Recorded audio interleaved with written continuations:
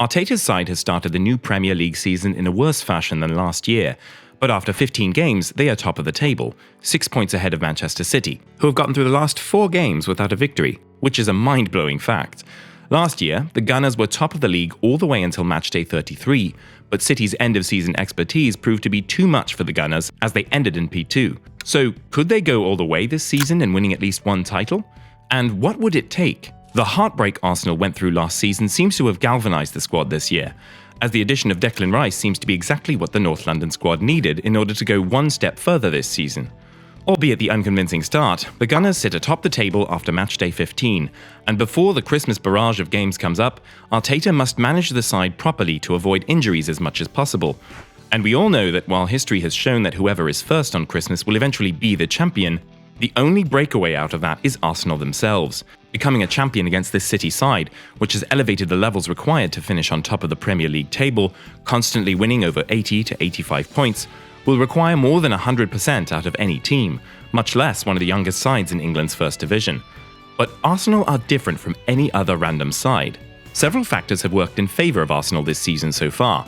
The club's record signing, Declan Rice, acquired for $138 million in July, represents an enhancement in central midfield, showcasing pivotal contributions with crucial goals against United and Luton. And the squad exhibits improved depth, both in terms of numbers and experience.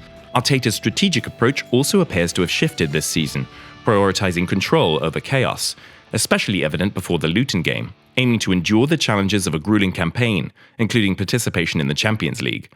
In this regard, Arteta seems to be drawing inspiration from the playbook of City manager Pep Guardiola from the previous season. You play every 3 days, and you have to win every game. And every game, the demands are there, noted Arteta. It's the way they go about it and how much they want it.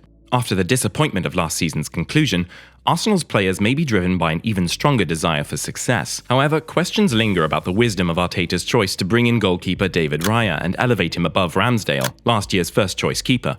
Raya's errors against Luton, where he was at fault for 2 goals, and his shaky performances in other games, notably the draw at Chelsea, raised doubts.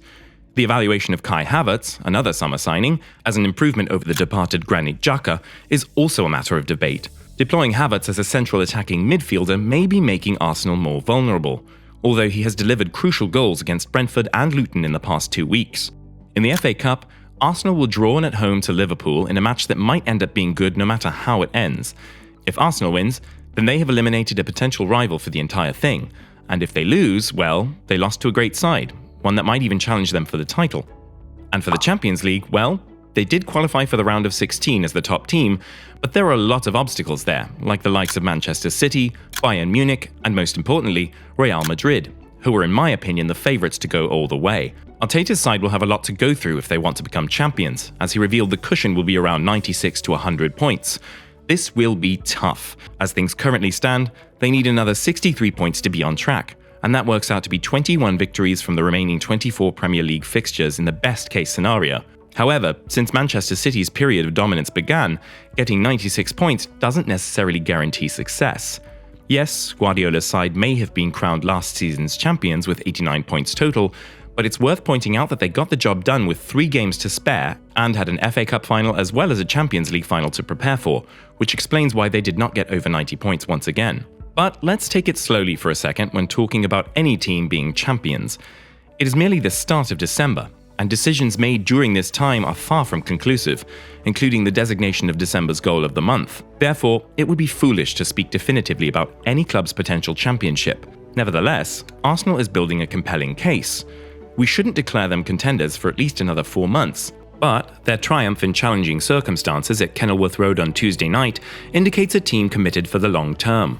Even before the start of the season, there were numerous reasons for Pep Guardiola to be concerned about the team managed by his former assistant.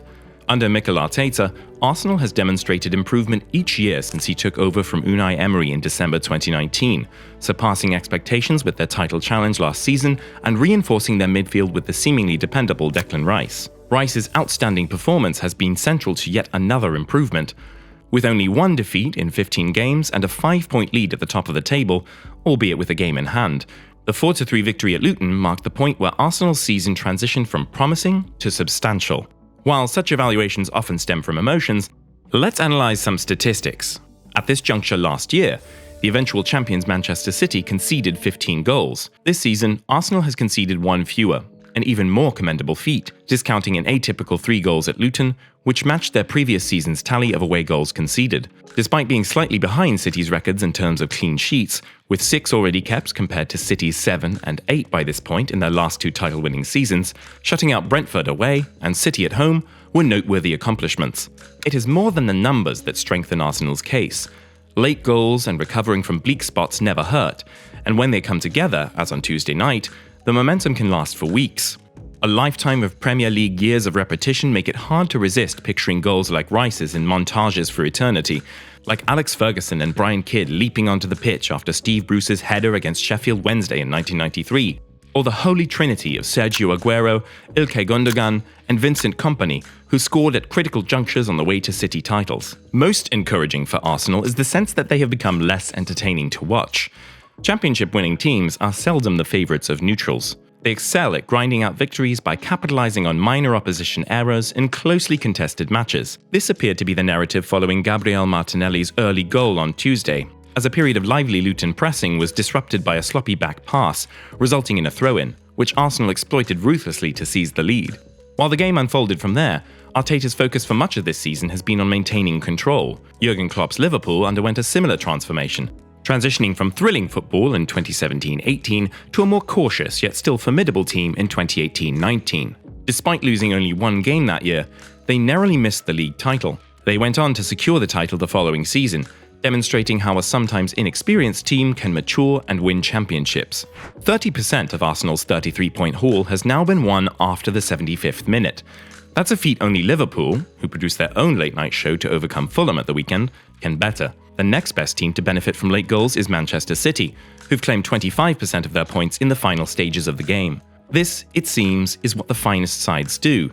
They keep going until the very last second, squeezing the game for every possible point. There are few better at that than this version of Arsenal. In the season that marks the 20th anniversary of Arsène Wenger's Invincibles, this modern team is earning a justified reputation as Arteta's Inevitables. Numerous challenges lie ahead, and the usual obstacles must be navigated. The uncertainty in goal appears to be a problem of Arteta's own making that requires careful consideration, and another injury to William Saliba, which derailed last season's title challenge, could be disastrous. City is likely to tighten up, and some closely contested games may not swing in Arsenal's favour. The players must also handle the mounting pressure that comes as the season progresses. What do you think? Can Arsenal win the Premier League this season? Or any title for that matter? Let us know in the comments below, and we will see you in the next one.